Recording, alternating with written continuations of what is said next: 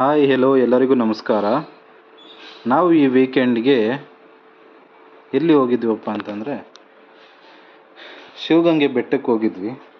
ಸುತ್ತಮುತ್ತಲಿನ ವಾತಾವರಣ ತುಂಬಾ ಚೆನ್ನಾಗಿತ್ತು. ನಾನು ಫಸ್ಟ್ ಟೈಮ್ ಹೋಗಿದ್ದು, ನನಗೆ ಮುಂಚೆ ಗೊತ್ತಿರಲಿಲ್ಲ.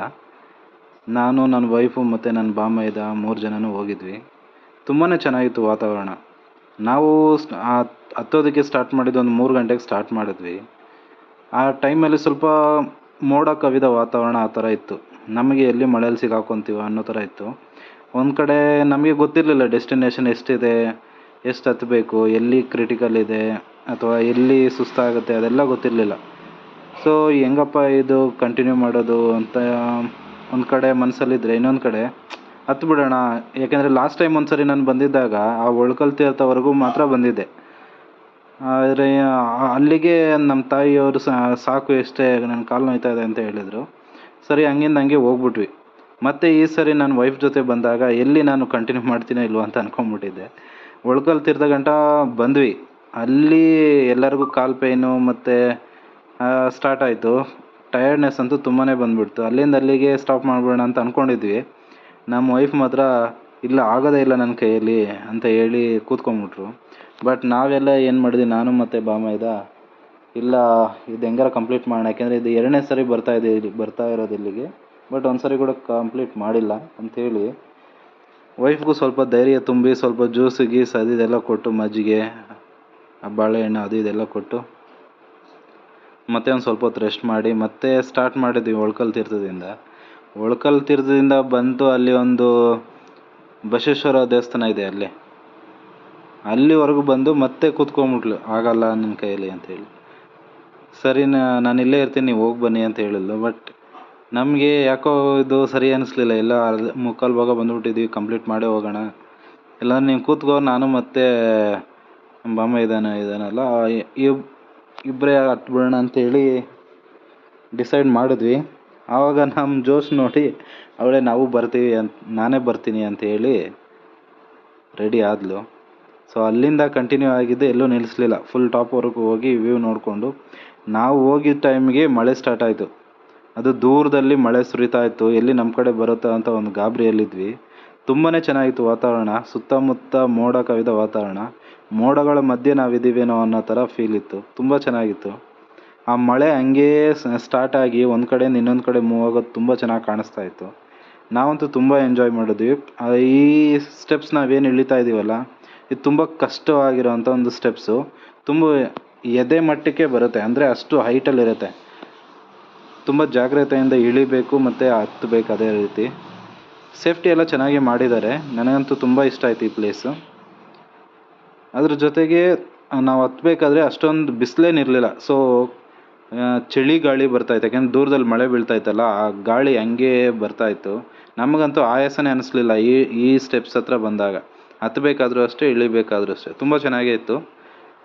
ಅದೇ ರೀತಿ ನಾವು 3 ಜನಗಳು ತುಂಬ ಎಂಜಾಯ್ ಮಾಡಿದ್ವಿ ಈ ವೆದರ್ನ ಮತ್ತು ಈ ನೇಚರ್ನ.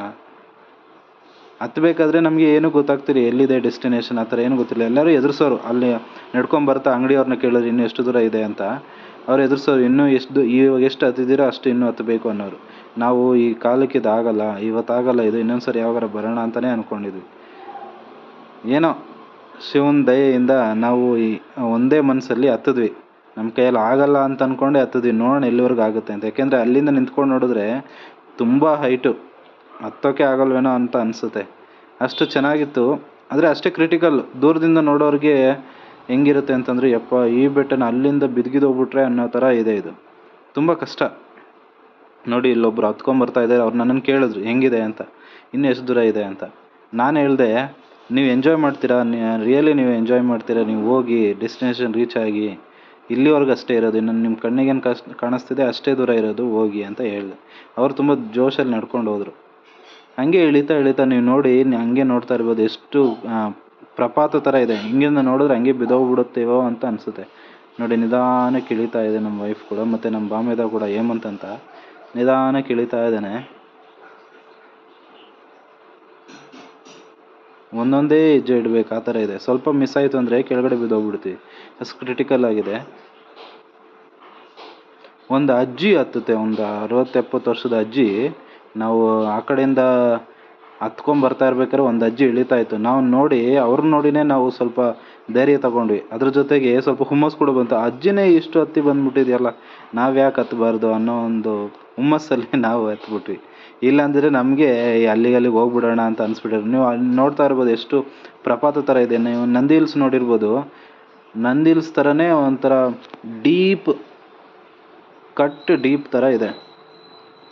ಬಟ್ ಅಲ್ಲಿನ ವಾತಾವರಣ ಅಂತೂ ತುಂಬಾ ಚೆನ್ನಾಗಿತ್ತು. ನಾವು ಹೋಗಿದ್ದ ಟೈಮ್ಗೆ ಬೇರೆ ಟೈಮಲ್ಲಿ ಹೆಂಗಿರುತ್ತೆ ಏನೋ ಗೊತ್ತಿಲ್ಲ. ನಾವು ಹೋಗಿದ್ದ ಟೈಮ್ಗೆ ಒಂಥರ ಚಳಿ ಗಾಳಿ, ಅಂದರೆ ಸ್ವಲ್ಪ ಮಳೆ ಬೀಳ್ತಾ ಇತ್ತಲ್ಲ ದೂರದಲ್ಲಿ, ಆ ಚಳಿ ಗಾಳಿ ಹೊಡಿತಾ ಇದ್ದು ನಮಗೆ ಅಂತೂ ತುಂಬಾ ಫೀಲ್ ಚೆನ್ನಾಗೇ ಇತ್ತು. ಮೇಲ್ಗಡೆ ತುಂಬ ಕೋತಿಗಳಿದೆ. ನೀವು ಏನೇ ಆಹಾರ ಅದು ಇದು ಏನೋ ತೊಗೊಂಡೋದ್ರೆ, ಜ್ಯೂಸು ಏನಾದರೂ ತಿನ್ನೋಕ್ಕೇನಾದ್ರು ತೊಗೊಂಡೋದ್ರೆ ಇಲ್ಲಿವರೆಗೆ ಮುಗಿಸ್ಕೊಂಬಿಡಿ. ಮೆಟ್ಲು ಏನು ಹತ್ತುತ್ತಾ ಇದೀವಲ್ಲ, ಇಲ್ಲಿವರೆಗೆ ಎಲ್ಲ ತಿನ್ಕೊಂಬಿಡಿ, ಖಾಲಿ ಮಾಡ್ಕೊಂಬಿಡಿ. ಇಲ್ಲಿ ನೋಡಿ ಒಂದು 1000 ಕಾಲು ಹೋಗ್ತಾ ಇದೆ. ಅದಕ್ಕೆ ಕಣ್ಣಿರಲ್ಲ, ತುಳಿಗಿಳಿಬಾರ್ದು ಅದನ್ನು. ಅದು ತುಂಬ ಪಾಪ, ಯಾಕೆಂದರೆ ಅದು ಕಣ್ಣಿಲ್ದೇ ಜೀವಿಸ್ತಾ ಇರುತ್ತೆ ಅದು ಜೀವನ ಪೂರ್ತಿ. ಇದಕ್ಕೂ ಮತ್ತು ಹಾವಿಗೂ ಒಂದು ಕತೆ ಇದೆ. ಪ್ರೀವಿಯಸ್ಸಲ್ಲಿ ದೊಡ್ಡವ್ರು ಏನು ಹೇಳ್ತಾರೆ ಅಂತಂದರೆ, ಹಾವು ಕಣ್ಣು ಕೇಳ್ತಂತೆ ದೇವ್ರ ಹತ್ರ. ಕಣ್ಣಿದ್ರೆ ಸಾಕು, ನಾನು ಬದುಕೊಂತೀನಿ ಅಂತಂತೆ. ಈ 1000 ಕಾಲು ಏನು ಕೇಳ್ತಂತೆ, ನನಗೆ ಕಾಲು ಕೊಟ್ಟರೆ ಸಾಕು, ನಾನು ಎಲ್ಲಾದರೂ ಹೋಗಿ ತಿನ್ಕೊಂಡು ಬದುಕೊಂತೀನಿ ಅಂತ ಕೇಳ್ತಂತೆ. ಅದ್ರದ್ದು ಒಂದು ಚಿಕ್ಕ ಕತೆ, ಪೂರ್ತಿಯಾಗಿ ನನಗೆ ಗೊತ್ತಿಲ್ಲ, ನನಗೆ ನೆನಪಿದ್ದಷ್ಟು ಮಾತ್ರ ಹೇಳ್ತಾನೆ. ಇಲ್ಲಿ ನೋಡಿ ಎಷ್ಟು ಡೀಪ್ ಆಗಿದೆ. ಒಂದು ಮೊಣಕಾಲಿಂದ ಹೈಟು, ಮೊಣಕಾಲು ಎತ್ತಿಡ್ಬೇಕಂದ್ರೆ ಪಕ್ಕದಲ್ಲಿ ಯಾವುದನ್ನು ಇಟ್ಕೊಂಡೇ ಎತ್ತಿಡ್ಬೇಕು, ಅದು ಅಷ್ಟು ಹೈಟ್ ಇದೆ. ಹತ್ತಬೇಕಾದ್ರೆ ನಮಗೆ ಗೊತ್ತಾಗಲಿಲ್ಲ. ಆಮೇಲೆ ಹಿಂದ್ಗಡೆ ತಿರುಗಿ ನೋಡಿದ್ರೆ ದೊಡ್ಡ ಪ್ರಪಾತ ಥರನೇ ಇದೆ. ಎಲ್ಲಿ ಕಂಬಿಗಳಿಲ್ಲ ಅಂದರೆ ಬಿದ್ದೇ ಹೋಗ್ತೀವಿ, ಆ ಥರ ಇದೆ.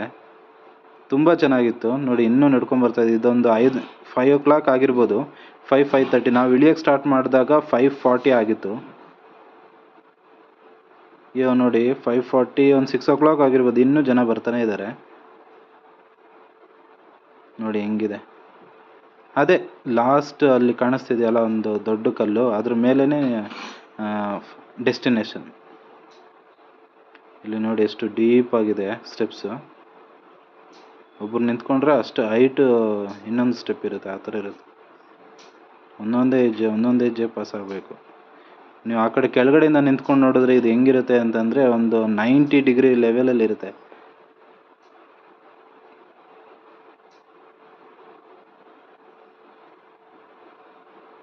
ತುಂಬಾ ಚೆನ್ನಾಗಿತ್ತು. ಇದಂತೂ ಒಳ್ಳೆ ಎಕ್ಸ್ಪೀರಿಯೆನ್ಸ್. ನೀವು ನೋಡ್ತಾ ಇರ್ಬೋದು, ಇಲ್ಲಿ ಸೀನಿಯರ್ ಸಿಟಿಸನ್ಸ್ ಎಲ್ಲ ಬರ್ತಾ ಇದ್ದಾರೆ.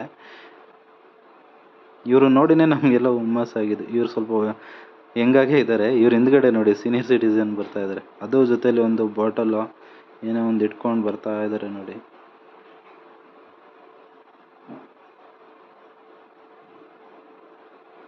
ನೋಡಿ ಒಂದೊಂದು ಮೊಣಕಾಲಿನಷ್ಟು ಉದ್ದ. ನೋಡಿ ಒಂದು ಬಾಟ್ಲ್ ಇಟ್ಕೊಂಡು ಒಬ್ಬರು ಸೀನಿಯರ್ ಬರ್ತಾ ಇದ್ದಾರೆ. ನಾನು ಆವಾಗಲೇ ಒಬ್ಬರು ಸೀನಿಯರ್ನ ಮಾತಾಡಿಸಿದೆ. ಅವ್ರಿಗೆ 65 ವರ್ಷ ಅಂತೆ. ಆ ಕಡೆಯಿಂದ ಇಳಿತಾ ಇದ್ರು. ಅವರು ಪಕ್ಕದಲ್ಲಿರೋರಿಗೆ ಜೋಶ್ ಕೊಟ್ಕೊಂಡು ಬರ್ತಾ ಇದ್ದಾರೆ. ನೀವು ಹಿಂಗೆ ಇಟ್ಕೊಬೇಕು, ಹಿಂಗೆ ಇಳಿಬೇಕು. ಯಾಕೆಂದರೆ ಟ್ರೆಕ್ಕಿಂಗ್ ಮಾಡೋರಿಗೆ ಅಭ್ಯಾಸ ಇರುತ್ತೆ. ಅವ್ರು ಹೇಳ್ಕೊಡ್ತಾ ಇದ್ರು ಇನ್ನೊಬ್ರಿಗೆ, ಹಿಂಗೆ ಮಾಡಿ, ಹಿಂಗೆ ಮಾಡ್ತಾಯಿರಿ. ನೋಡಿ ಇಲ್ಲಿಂದ ನೋಡಿದ್ರೆ ಹೆಂಗೆ ಕಾಣಿಸುತ್ತೆ. ಅವ್ರೇನು ಬಿತ್ತು ಅಂದರೆ ನಮ್ಗೆ ಕರೆಕ್ಟಾಗಿ ನಮ್ಮ ಹತ್ರ ಬಂದು ಬಿದ್ದಿರ್ತಾರೆ. ಆ ರೇಂಜ್ಗೆ ಇರುತ್ತೆ ಇದು. ಕಂಬಿ ಹಿಡ್ಕೊಂಡು ನಿಧಾನಕ್ಕೆ ಇಳಿಬೇಕು. ಈ ಶಿವರಾತ್ರಿ ಅವೆಲ್ಲ ಬರ್ತಾವಲ್ಲಿ ತುಂಬ ಜನಗಳು ಇರ್ತಾರೆ. ಇಲ್ಲಿ ತುಂಬ ರಶ್ ಇರುತ್ತೆ. ಆವಾಗ ಹೆಂಗೆ ಮಾಡ್ತಾರೋ ಏನೋ ಗೊತ್ತಿಲ್ಲ. ಒಬ್ಬೊಬ್ಬರು ಇಳಿಯೋದಕ್ಕೆ ಇಷ್ಟು ಕಷ್ಟ ಆಗ್ತಿದೆ. ಆ ಹ್ಯೂಮನ್ ಟ್ರಾಫಿಕಲ್ಲಿ ಅದು ಹೆಂಗೆ ಮಾಡ್ತಾರೆ. ಹ್ಯೂಮನ್ ಟ್ರಾಫಿಕ್ ಅಂದರೆ ಜನಗಳು ಜಾಸ್ತಿ ಇರ್ತಾರೆ. ಒಂದೊಂದೇ ಹೆಜ್ಜೆ ಪಾಸ್ ಆಗಬೇಕು, ಆ ಥರ ಇರುತ್ತೆ. ಈ ಮೌಂಟ್ ಎವರೆಸ್ಟ್ ಆ ಕಡೆ ಎಲ್ಲ ಹ್ಯೂಮನ್ ಟ್ರಾಫಿಕ್ ಅಂತ ಕರೀತಾರೆ.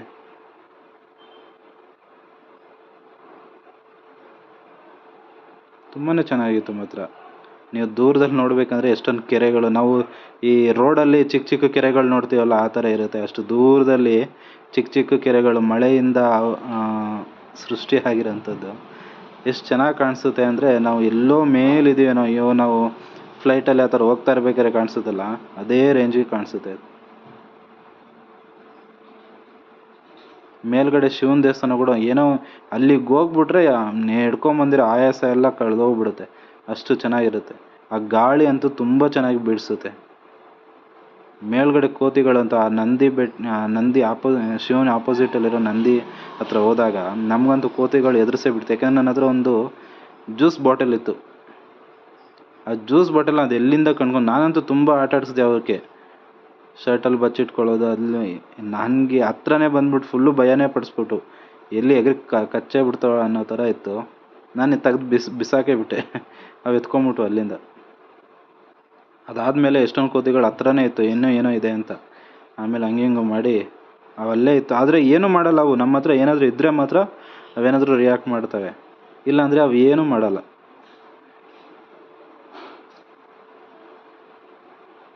ನೋಡಿ ಎಷ್ಟು ಕಷ್ಟಪಟ್ಟು ಇಳಿತಾ ಇದ್ದಾರೆ. ಕೂತ್ಕೊಂಡು ಎಲ್ಲ ಇಳಿಬೇಕು, ಯಾಕೆಂದರೆ ಅಷ್ಟು ಡೀಪ್ ಆಗಿರುತ್ತೆ. ಇಲ್ಲಿ ನೋಡಿ ನಾನೇ ಇಳಿತಾ ಇದ್ದೀನಿ, ಕೂತ್ಕೊಂಡು ಇಳಿತಾ ಇದ್ದೀನಿ.